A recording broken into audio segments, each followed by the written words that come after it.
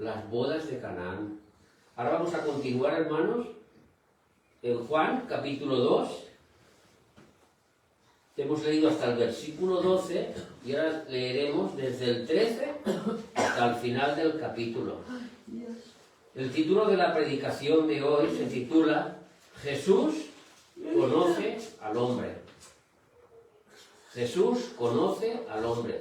San Juan, el Evangelio de Juan, capítulo 2.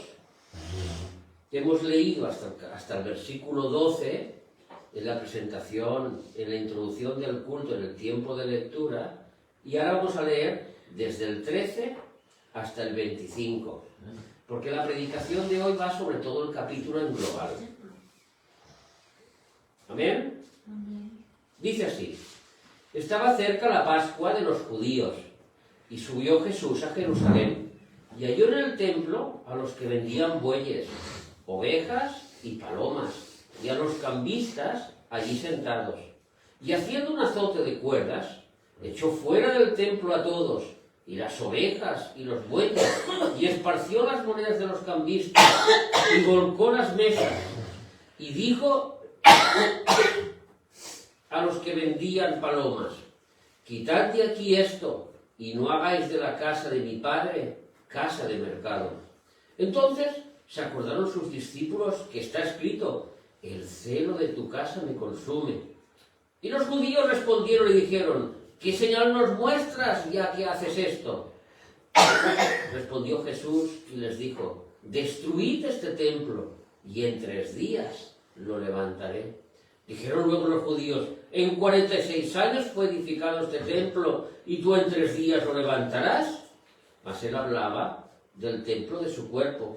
Por tanto, cuando resucitó de entre los muertos, sus discípulos se acordaron que había dicho esto, y creyeron la Escritura y la palabra que Jesús había dicho.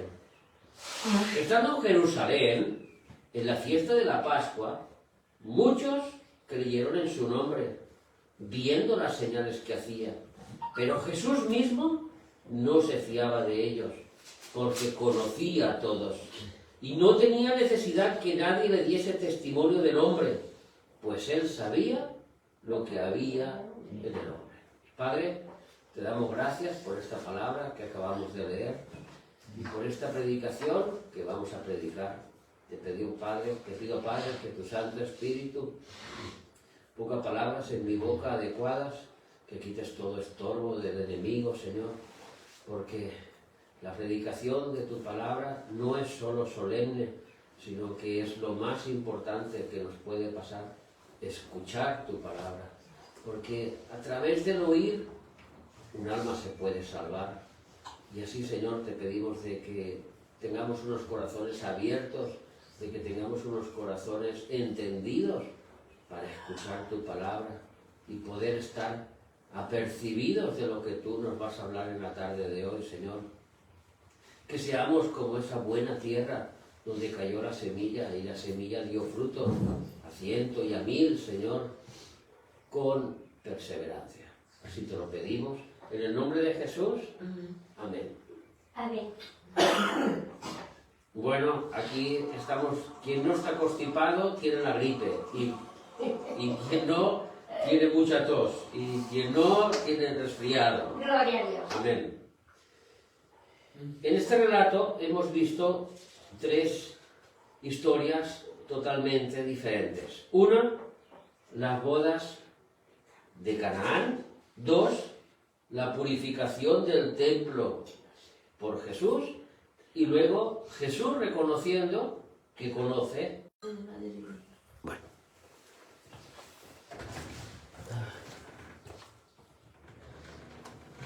Bueno.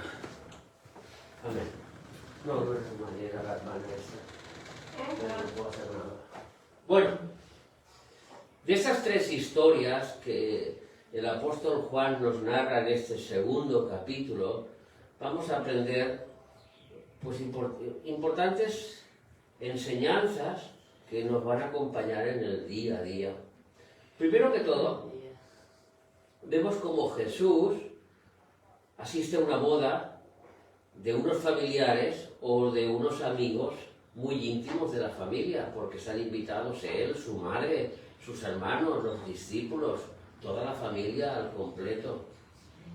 Una fiesta de celebración y es una fiesta muy importante que sea la primera que nos habla el apóstol Juan después de presentarnos a Jesús como Dios, como luz, como vida, como Cordero de Dios, y al final el hombre recibe el bautismo del Espíritu Santo porque los que creen en él han sido bautizados en el Espíritu Santo. Acto seguido llegan los discípulos, porque todo que es hijo de Dios tiene que ser discípulo de Jesús y seguir a Jesús. Pero la primera enseñanza que nos muestra aquí el Señor es la familia. Jesús se presentó a una fiesta familiar donde una familia surgía de nuevo, donde un matrimonio se representaba, se daban a conocer públicamente delante de todos, haciendo una gran celebración. Si leemos en Génesis capítulo 2 y versículo 24, vemos que en el principio creó Dios un hombre, lo formó, le dio vida, le dio soplo de vida, y de sus huesos le hizo una mujer, la compañía idónea. Y dice el versículo 24 del capítulo 2 de Génesis: por tanto, dejará el hombre a su padre, por tanto, dejará el hombre a su padre, por tanto, dejará el hombre a su padre y a su madre, y se unirá a su mujer, y serán una sola carne. Esto es una fiesta. Y es la fiesta donde estaba Jesús invitado a estas bodas de Canaán. Un matrimonio, dos personas que el Señor había unido y que ellos públicamente hacían ver esta unión ante los demás. En esta fiesta, donde se presenta Jesús, se nos introduce el vino de mesa como un producto necesario para poder celebrar aquel evento. Pero muchos a lo mejor no lo sabían ustedes, pero el vino de mesa de aquella época era vino mezclado con agua. No era vino consistente, sino que era una parte de vino por 10 partes de agua. Y así estaba diluido el vino con el agua. Era vino fermentado porque era un vino joven con mucha fuerza. Si estábamos en Génesis capítulo 2, si vamos al capítulo 9, vamos a ver la primera vez en la Biblia donde surge el vino, que es con Noé. Cuando Noé 9 y versículos 20 y 21, cuando Noé ya se establece, después de que ha salido del arca, después comenzó Noé a labrar la tierra y plantó una viña, y bebió él del vino y se embriagó.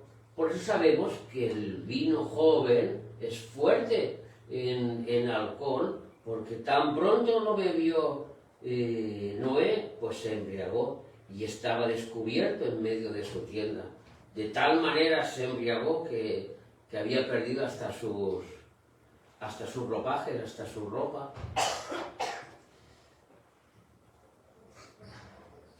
A diferencia de lo que muchos quizá tampoco conocen, es que este vino joven fuerte en alcohol mezclado con agua servía para purificar el agua.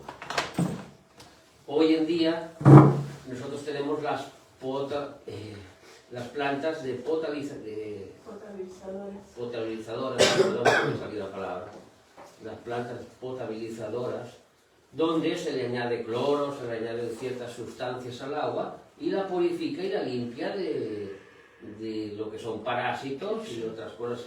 Hace 2000 años o 3000 años atrás pues no existían. Entonces una forma de purificar el agua y tomar un agua menos contaminada era mezclarse con vino.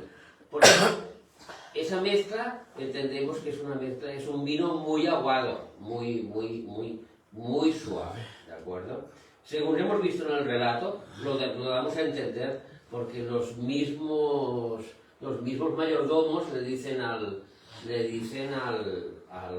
novio, pero si así el mejor vino lo estás entregando ahora y eso no puede ser cuando Jesús hace el milagro, porque el vino que él estaban entregando era vino muy aguado, que aparte era muy bueno para la digestión, porque cuando se come un poquito de vino siempre es bueno para la digestión. Pablo mismo en 1 de Timoteo, versículo 5 y 23, le dice a Timoteo, el agua es muy buena, pero un poquito de vino te ayudará a hacer una mejor digestión. Vemos que el vino trae cositas buenas para la fiesta donde estaban celebrando estas bodas. Y por último, este vino calmaba la sed. Recordemos que no estamos hablando de España, ni de Centroamérica, ni de Sudamérica, ni de Norteamérica, sino que estamos hablando de Israel, que está en una zona mediterránea con mucho calor, en un desierto, en la zona cercana a Jerusalén, y donde el sol pues aprieta. Y normalmente las fiestas se celebraban próximas a la Pascua, entonces eran meses donde empezaba ya a hacer calor, no era pleno invierno, sino que empezaba a hacer calor. Y este agua con vino o este vino con agua calmaba la sed. En Hechos, capítulo 2 y versículo 13, vamos a ver cómo se utilizaba el vino en aquella época de los apóstoles. Hechos, capítulo 2, he dicho Hechos, y versículo 13. Mas otros decían, están borrachos, están llenos de mosto. Están llenos de mosto. Cuando llegó el Espíritu Santo y el gozo de los apóstoles fue muy evidente y todos entendieron de que la alegría era sobrenatural, una alegría que sobresalía de lo normal, y lo compararon con gente que está llena de mosto, de esta agua mezclada con vino que ellos bebían. La palabra mosto, gleukos, es vino dulce, o sea, un producto con alcohol, no un producto sin fermentación. Nosotros, los cristianos, sabemos que la Biblia, más que prohibirlo, es que es una cosa que el apóstol Pablo lo dice con unas palabras muy sutiles: no os embriaguéis con vino, más bien sed llenos del Espíritu Santo. Es que los cristianos prohíben beber vino, no, los cristianos tomamos el vino que es necesario para sentirnos bien, para calmar nuestra sed, para celebrar nuestras fiestas de matrimonio o nuestra fiesta de cumpleaños o nuestra comida diaria con un poquito de vino, pero sin embriagarnos, porque nosotros no buscamos perder, como cuando uno se embriaga, que busca perder el conocimiento, perder la realidad donde está viviendo, cuando nosotros lo que queremos es justamente estar más conscientes de nuestra realidad, porque estamos llenos del Espíritu Santo. Así que, hermanos, que nadie os engañe, que el vino en la Biblia es con alcohol, que el vino en la Biblia Jesús lo tomó, que el vino en la Biblia los apóstoles lo tomaron, que el vino en la Biblia los discípulos de los discípulos lo tomaron, como Timoteo, y que para nosotros, pues sin embriagarnos, también nos aporta muchísimos beneficios para la salud. Así que de todos los beneficios que Dios dio a su pueblo, entre ellos el aceite, entre ellos la leche, la miel, cuando los bendecía con vino, y el pueblo tenía vino para beber y para estar alegre y para estar feliz, no borrachos, alegres y felices en la presencia del Señor.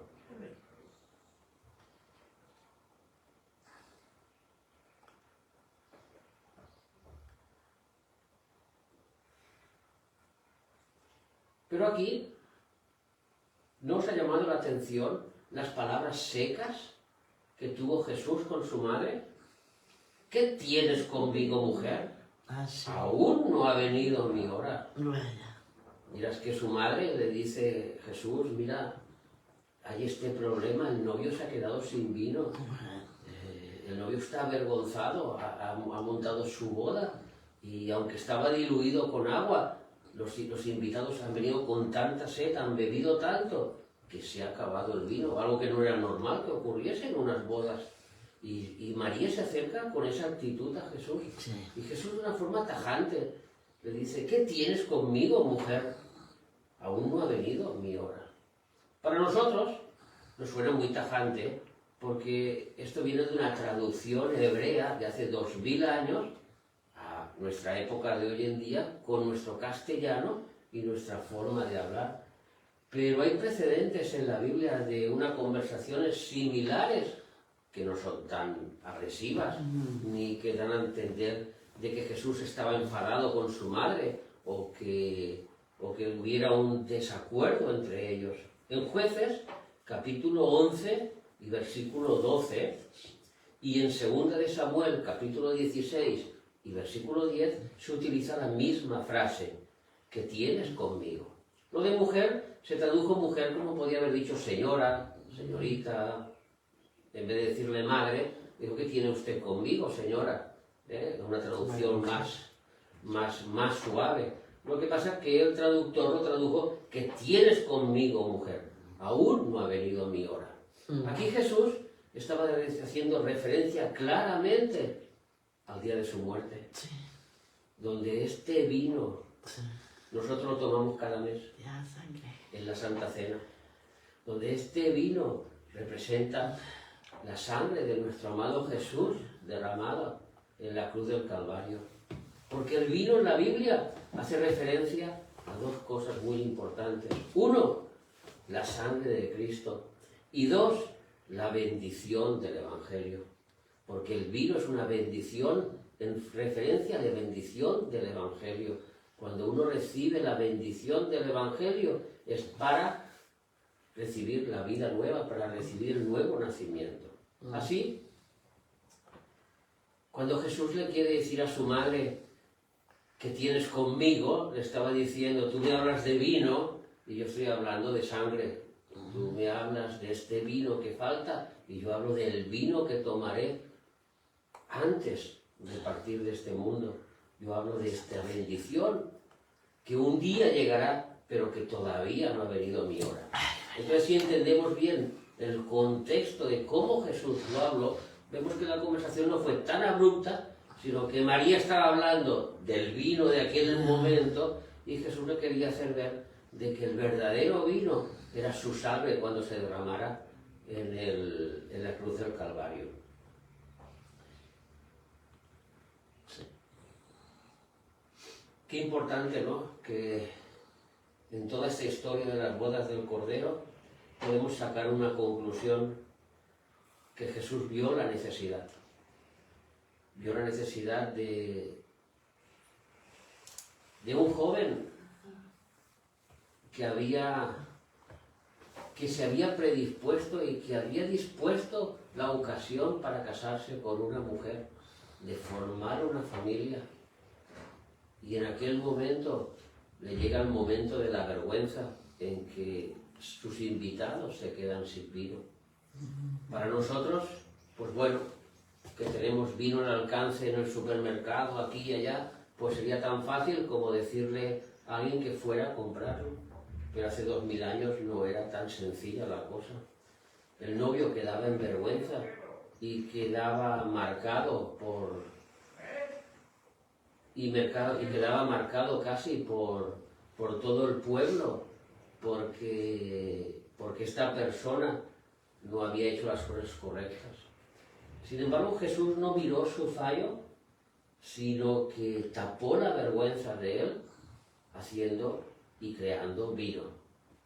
Y Nosotros no hemos probado el vino que creó Jesús, pero podemos estar seguros que era el mejor que ha existido en este mundo. El mejor vino añejo, no hay otro vino como el que hizo Jesús. Porque Jesús, como Dios, Él creaba todas las cosas que creó y todas eran buenas. Cuando Dios creó los animales y vio y dijo que era bueno. Y cuando creó al hombre dijo que era bueno. Y cuando creó las plantas dijo que era bueno. Y cuando Jesús creó este vino, no lo dijo, pero nosotros lo dijimos, era bueno, era un buen vino. Quien sí que lo dijo fue el mayordomo, que le dijo al novio, hombre, has guardado el mejor vino para la ocasión, el mejor vino. No habían probado un vino tan exquisito como aquel. Unos días después, nos encontramos en que Jesús llega al templo, como hemos leído, y se celebra la fiesta de la Pascua. La fiesta de la Pascua era obligatoria para todo el pueblo de Israel y está en Éxodo capítulo 12, de los versículos del 23 al 27. ¿Qué significaba la Pascua? Pues porque nosotros, quizá hay alguno que no lo tiene muy claro todavía lo que significaba la Pascua de los judíos. Pues significaba la libertad de la esclavitud. Los 400 años que habían pasado en las manos de los faraones en Egipto, llegaba a su fin. Representaba la salvación de la muerte de los primogénitos. Todos los que tenían hijos iban a morir, tanto de animales como de personas, pero a través de la Pascua, a través de un corderito que había sido muerto y había su sangre estaba puesto en los dinteles de las casas. El ángel, cuando pasó para matar a los primogénitos, a todos aquellos que tenían la marca de la sangre del cordero, el ángel no entraba en aquella casa y fueron librados de la muerte. Y por último, la Pascua representaba la promesa de la tierra prometida que iban a adquirir. Esos tres conceptos son muy importantes en la mentalidad judía cuando ellos piensan en la Pascua. La libertad de la esclavitud, la salvación de los primogénitos de sus hijos y tercera, la promesa de una vida eterna o de una tierra prometida, que luego más adelante en Isaías se introduce el concepto de vida eterna, donde esta tierra de Canaán deja de ser importante para poder conseguir una tierra de mayor valor en la vida eterna. Nosotros, como hijos de Dios, Hebreos nos habla claramente que somos herederos y coherederos en Cristo Jesús de las promesas.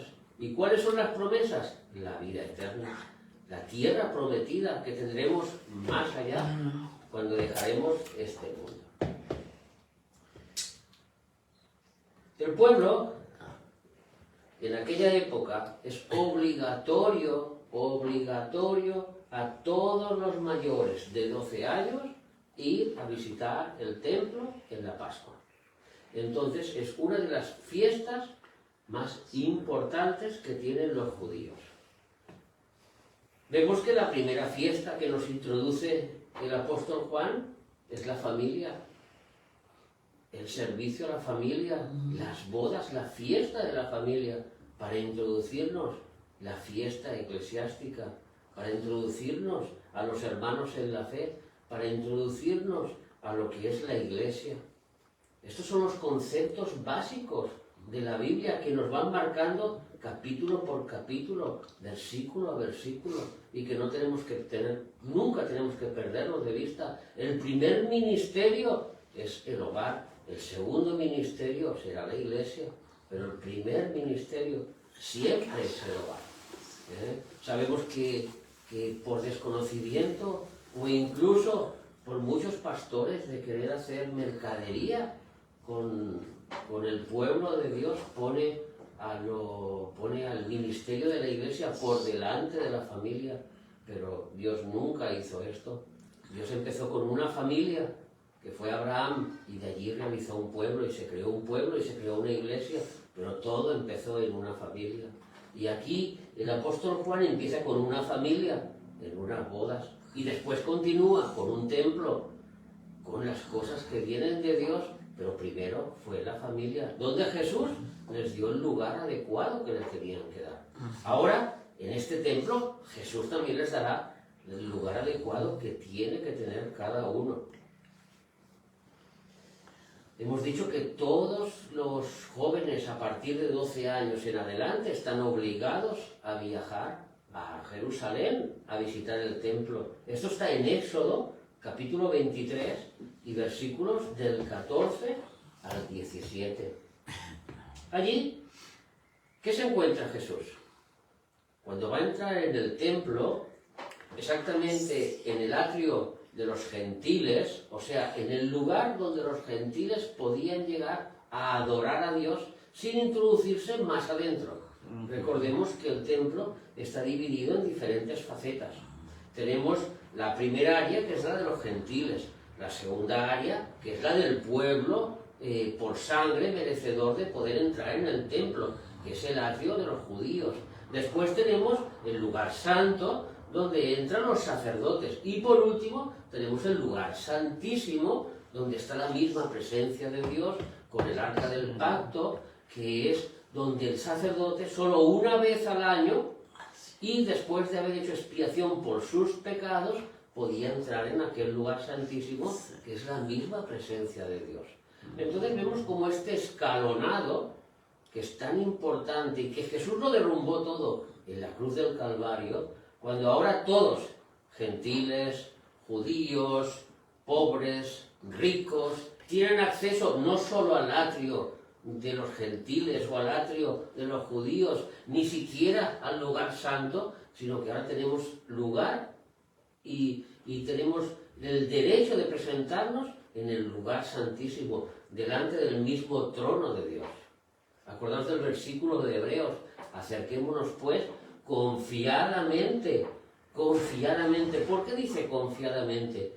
Porque los sumos sacerdotes, que no lo hacían confiadamente porque no habían purificado sus pecados, cuando entraban en el lugar santísimo eran aniquilados y morían de repente, hasta tal punto que se les tuvo que poner unas campanitas y atarlos con unas cuerdas, porque muchos entraban y morían en el lugar santísimo delante de la presencia de Dios, porque nuestro Dios es un Dios santo que no tiene nada que ver con el pecado. Y aquí Jesús se encuentra en el atrio de los gentiles, aquel primer lugar donde los gentiles que quisieran adorar a Dios en la Pascua se tenían que acercar allí y adorar a Dios. Todavía no había sido roto el velo, todavía no había sido roto la religiosidad de aquel momento, o la manera de acercarse de Dios que Dios había estipulado en aquel momento, hasta que Jesús no muriera y resucitara al tercer día. Luego todo esto pasaría, pero en aquel momento que Juan nos explica la historia, todavía pertenece un poco al Antiguo Testamento, aunque el creador del Nuevo Testamento, la promesa viva, ya estaba caminando por aquel templo.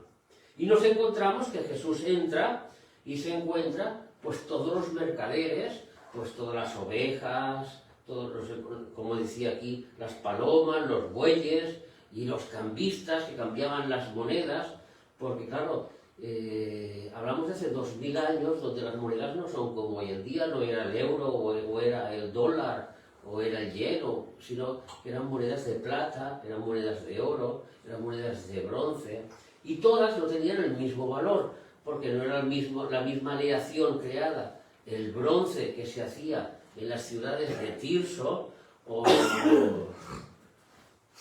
a la orilla del Mediterráneo, que estas monedas de plata que se podían hacer en otra ciudad.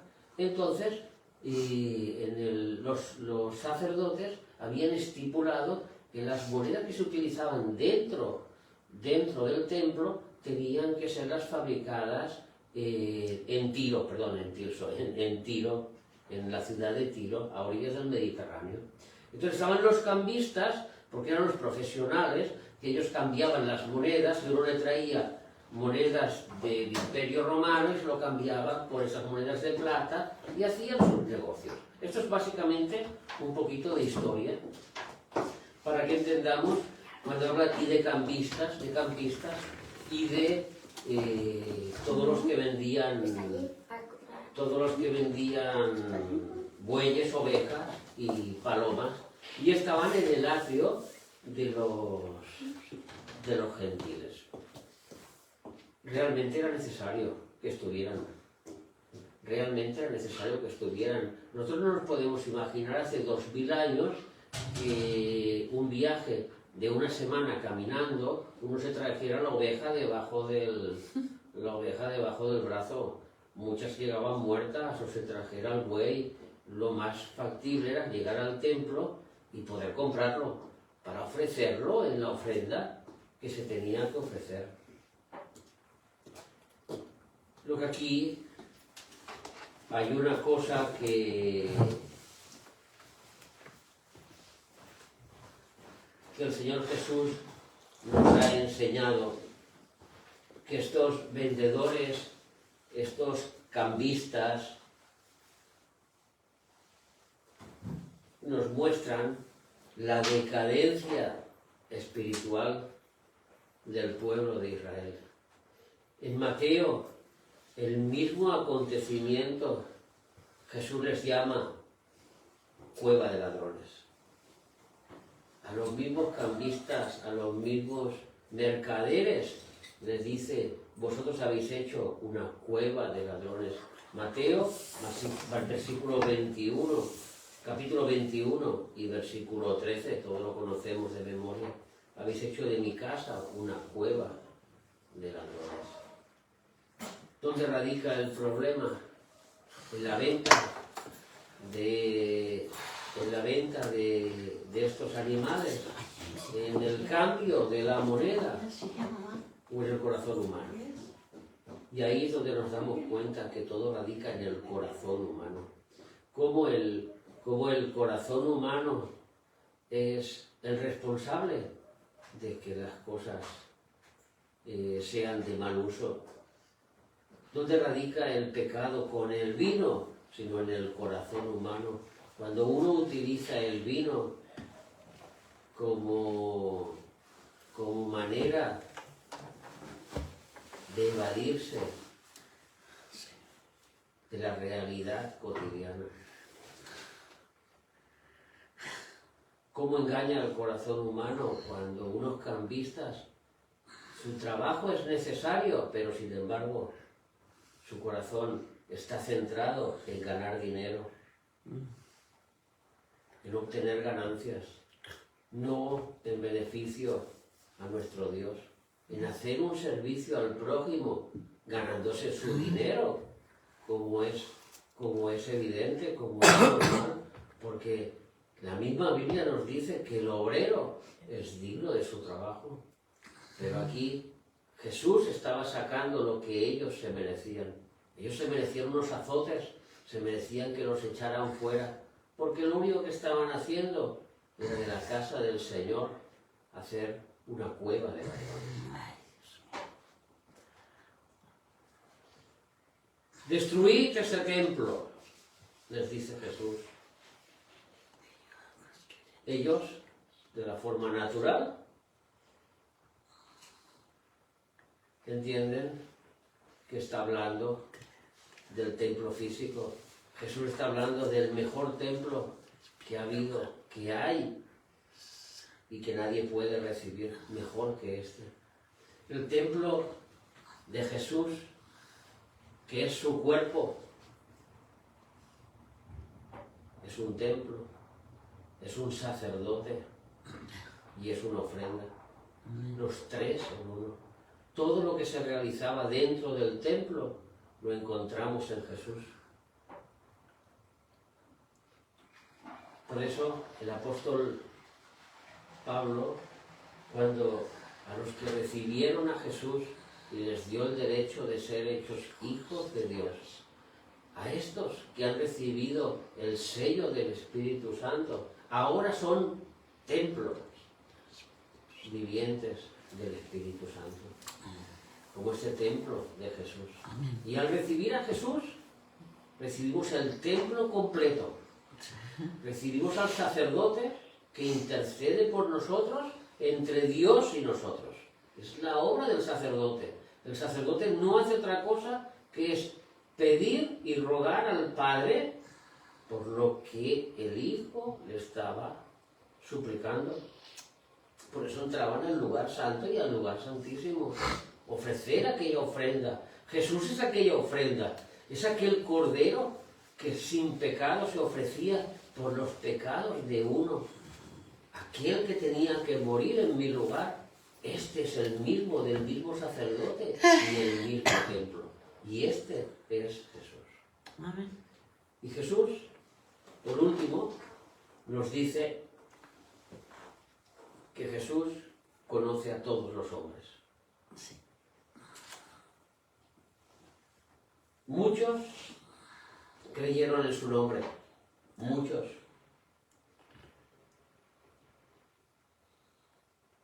Muchas personas tuvieron las emociones muy alteradas. Cuando se dieron cuenta, cuando se enteraron, ¡oh! Este vino lo ha hecho Jesús, lo ha convertido del agua. ¡Oh! ¡Ay, qué milagro, qué cosa más grande! En mi vida habíamos visto cosas como estas. Los ciegos andan, los ciegos ven, los cojos andan, el evangelio es predicado a los pobres, los muertos son resucitados. ¡Ay! Estas cosas tan maravillosas que hace el Señor con nosotros. Muchos creyeron a Jesús en estas condiciones. Sus sentidos fueron alterados porque vieron, porque escucharon, porque oyeron, porque tocaron. Santiago, capítulo 2 y versículo 19. Santiago, capítulo 2 y versículo 19.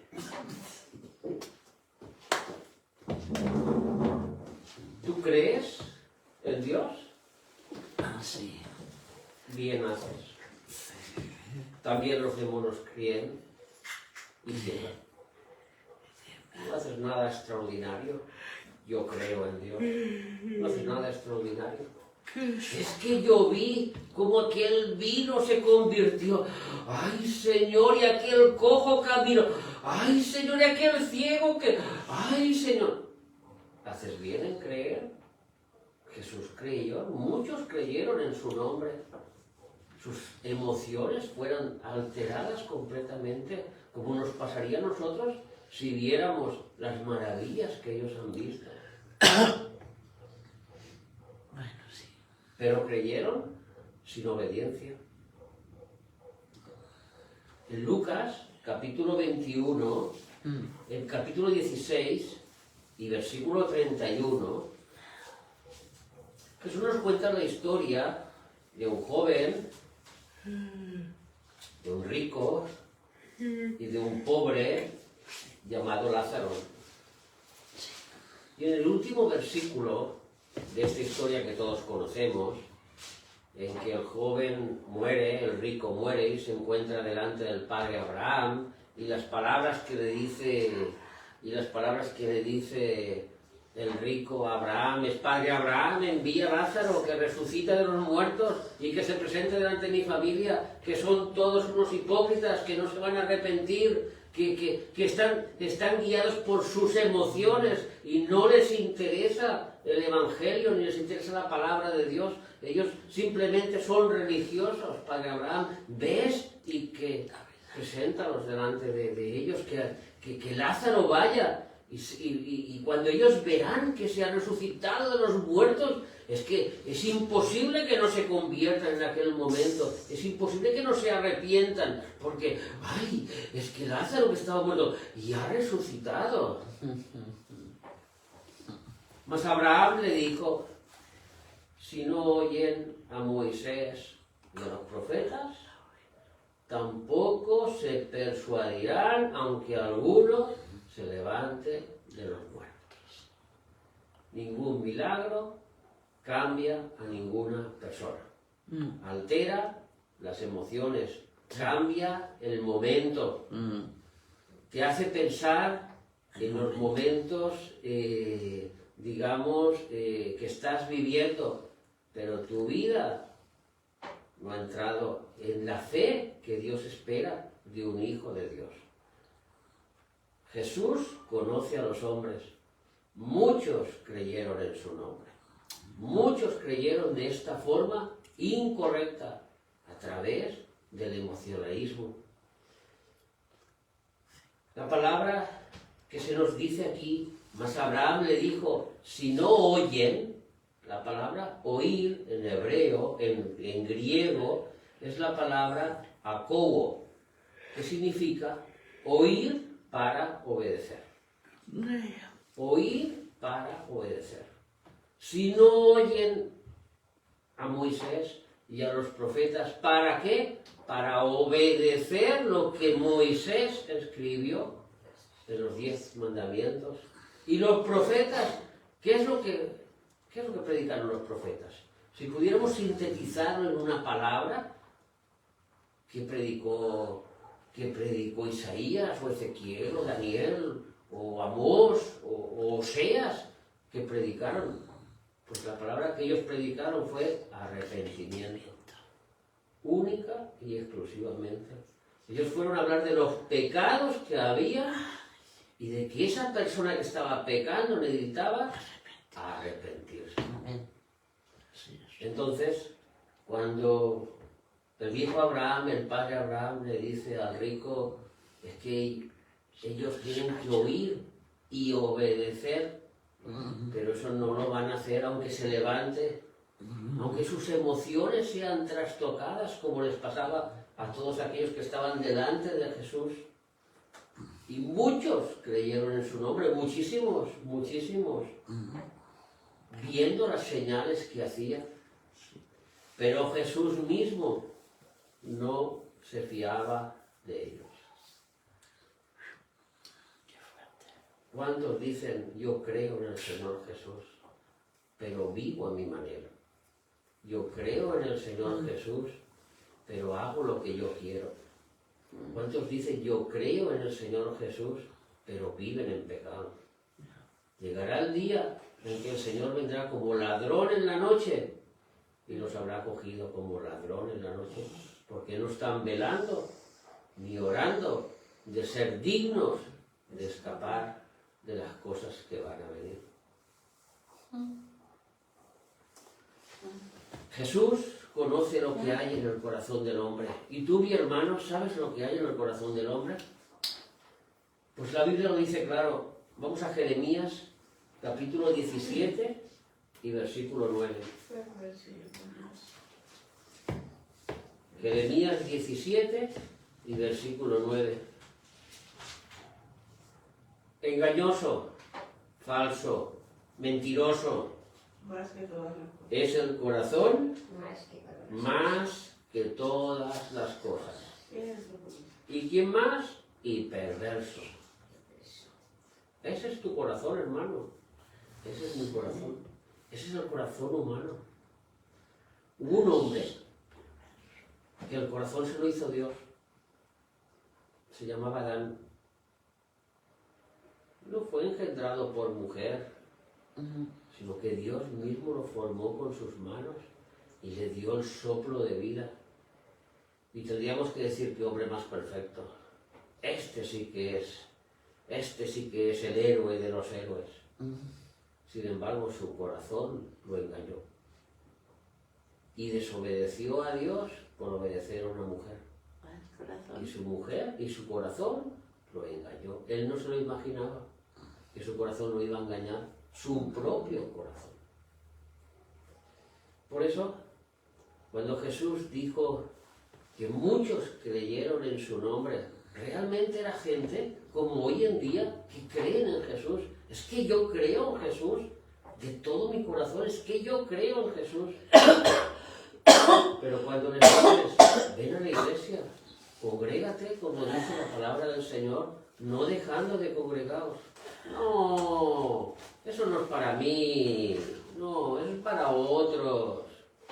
Pero ¿crees en Jesús? Claro que creo en Jesús. ¿Y dónde está la obediencia? El mismo Jesús lo dijo. El mismo Jesús lo dijo. El que cree en mí obedece las palabras de mi Padre. El que cree en mí.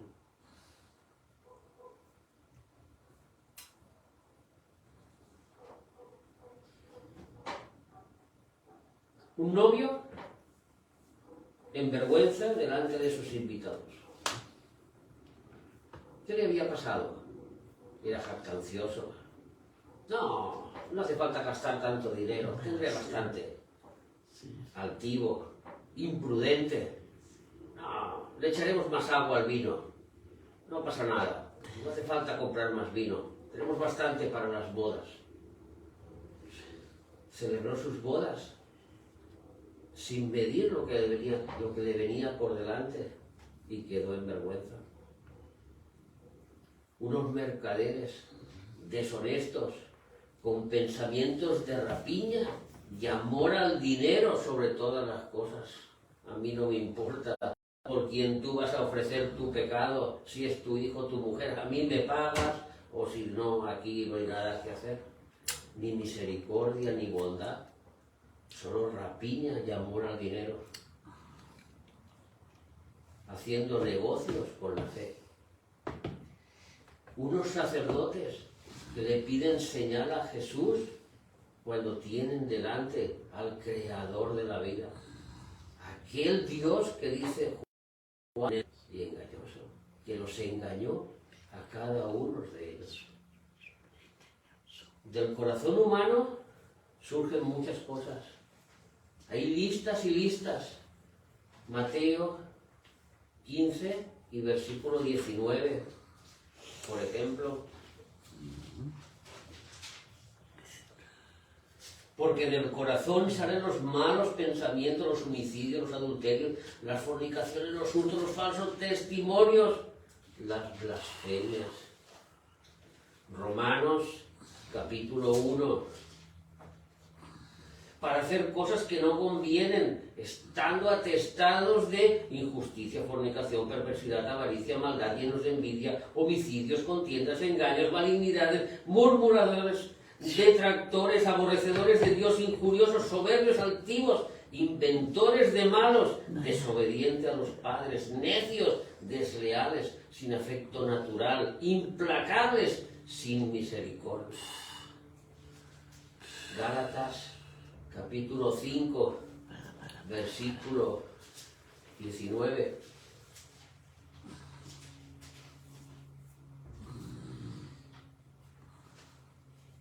Y manifiestas son las obras que salen del corazón, de la carne, del corazón.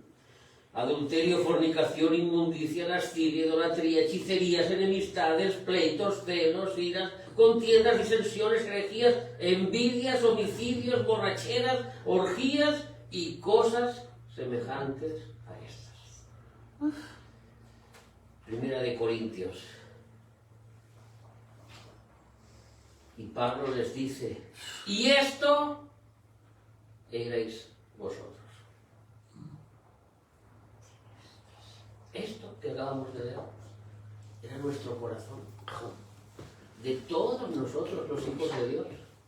Nadie se escapa a estas verdades bíblicas. ¿Qué pasó? Que Ezequiel escribe, y les daré un nuevo corazón. Y pondré mi espíritu en ellos. Y escribiré mis leyes en su corazón. Un nuevo nacimiento, una nueva criatura. He aquí, todo es hecho nuevo. Ahora que el corazón perverso, malvado, engañoso, es transformado por el milagro de Jesús, por el milagro del Mesías, por este verbo que se hizo hombre. Por eso dice que Él conocía a todos y que no hacía falta que nadie le dijera cómo era el hombre, porque Él conocía bien al hombre. No lo había estudiado, no había dicho es que estos judíos son así porque tienen su pasado, o aquellos son de aquella manera. No, sino porque Él lo había creado al hombre y sabía lo que había en el corazón del hombre. Mi hermano, estos mensajes en que Juan empieza a discipular a los lectores, en que Jesús empieza su discipulado sobre los discípulos y nos lleva por estas bodas, por la purificación del templo, y vemos cómo Jesús conoce a todos los hombres y nos conoce a nosotros. Y cuando nos conoció y vio que nosotros nos habíamos decantado hacia Él, porque muchos no han llegado a decantarse todavía hacia Dios. Todavía muchos no han dado su vida y han entendido que la vida sin Jesús no tiene sentido. Y Jesús les da un nuevo corazón y Jesús les da un nuevo espíritu. Y entonces, Gálatas 5:22, para todos aquellos que son cristianos, que tenemos que dar fruto de arrepentimiento, que un discípulo se caracteriza por dar fruto de su maestro. Mas el fruto del Espíritu es amor, es gozo, es paz, es paciencia, es benignidad, es bondad, es fe, es mansedumbre, es templanza. Contra tales cosas hemos cantado una canción que decía: Señor, rompe mis cadenas. Porque muchas veces tenemos cadenas en nuestra mente y todavía nuestra mente nos engaña y nos lleva al pecado y nos lleva a que este fruto del Espíritu no lo manifestemos como hijos de Dios, pero nosotros tenemos que manifestarlo. Más pronto, más tarde. Esa obra no se va a quedar inconclusa. No recuerdo muy bien el Salmo, si es el Salmo 103, pero bueno, lo voy a buscar en un momento y si no es este, pues... Porque el 103 No es el 103, no es el 103, el que hemos leído. Jehová hará su obra en mí. El Salmo 138, versículo 138, ¿verdad? Versículo 8. ¿Es el que te Jehová he dicho antes? hará su obra en mí. Él no desampara la obra de sus manos. 138. Jehová cumplirá su propósito en mí. Transformar, cambiar. Jeremías, no vamos a quitar el dedo de Salmos, ¿eh? Vamos a leer Salmo y Jeremías a la vez. 31, 33, con esto acabamos.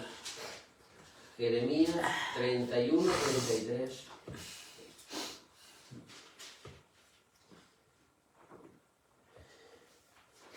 Jeremías 31, 33. Dice el Salmo: Jehová cumplirá su propósito en mí. Daré mi ley en su mente y la escribiré en su corazón. Y yo seré a ellos por Dios y ellos me serán por pueblo. Ese es el propósito de Dios para ti, mi hermana, para mí. Este es el propósito de Dios. Dar fruto del Espíritu Santo, amor, gozo, paz, fe. Tu misericordia, oh Jehová, es eterna. No se acaba en este mundo, continúa en el siguiente. Por favor, no te olvides de la obra que has empezado a hacer en mí y termínala hasta el final. Amén. No desampares la obra de tu mano. Padre, te damos gracias porque tú sacas todo lo que hay en nosotros, porque tú eres un Dios bueno, no un Dios que nos engañas con mentiras, con engaños, sino que nos llevas a buen término. Que tú estás a favor nuestro y que tú nos dices cuáles son nuestros problemas. Tú conoces bien al ser humano, sabes que su corazón es el problema del ser humano, pero tú mismo has puesto la medicina adecuada para solucionarlo.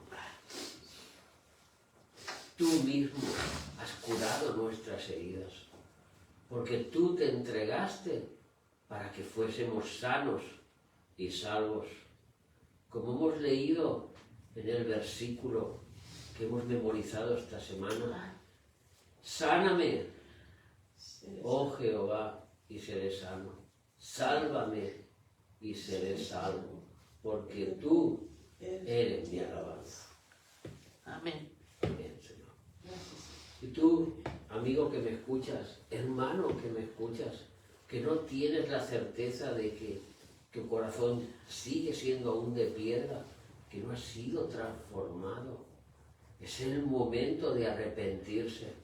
Igual que este rico delante de Abraham, y Abraham le dijo, es que el arrepentimiento no viene por acudir a una iglesia y ver un milagro.